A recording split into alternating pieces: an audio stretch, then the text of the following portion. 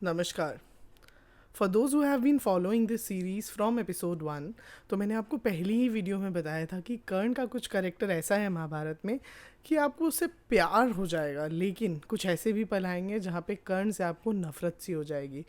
After reading lot आपको तब भी कन्फ्यूजन रह जाती है कि कर्ण एक हीरो था या विलन था। एक अधिकांश लोगों के साथ ये परेशानी है।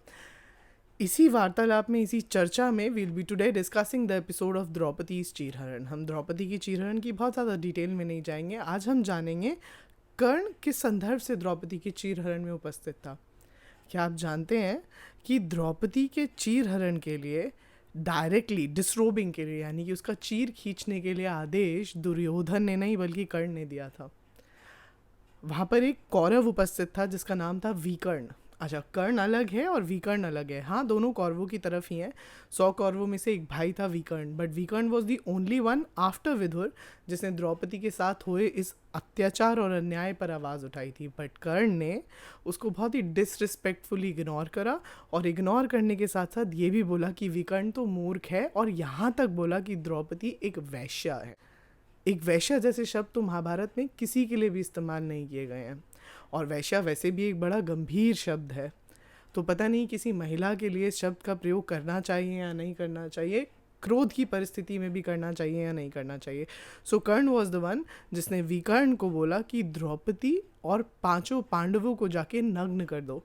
जिस बात से लज्जित होकर पांचों पांडवों ने अपने शरीर के ऊपर के वस्त्र खुद उतार दिए और द्रौपदी का चीर खींचने का आदेश उसने दुशासन को दिया।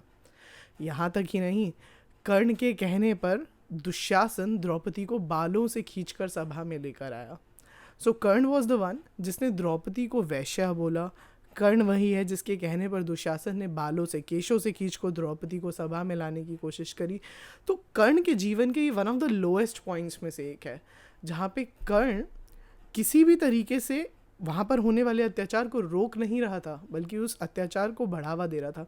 हाँ, आप मेरी बात से शायद असहमत होंगे अगर आपने टीवी पर आने वाले कर्ण पे ही आधारित सीरियल्स देखे हैं, या फिर आपने शायद कुछ ऐसे एपिसोड्स देखे हैं जहाँ कर्ण को बड़ा विरोध करता हुआ दिखाया गया और ऐसा बताया गया बड़ी गंभीर परिस्थिति में कर्ण को ऐसा कहना पड़ा। लेकिन व्यास रचित महाभारत इसके विपरीत एकदम स्पष्ट शब्दों में बताती है कि इस पूरे प्रतिकरण में, इस पूरे इंसिडेंट्स के अंदर कर्ण बहुत खुश था और प्रसन्न मन से वो बार बार एक के बाद एक के बाद एक दुशासन को आदेश दे रहा था। अब फैसला आप कीजिए कि आप कर्ण को हीरो मानते हैं या कर्ण ने यहाँ पर कुछ व्यवहार विलन जैसा किया। पूरी महाभारत में 3 लोगों को, एक ट्रायो को, दुर्योधन, शकुनी और कर्ण को विलन माना गया है, ना कि हीरो। आप बताइए आपके क्या विचार हैं। See you guys in the comments.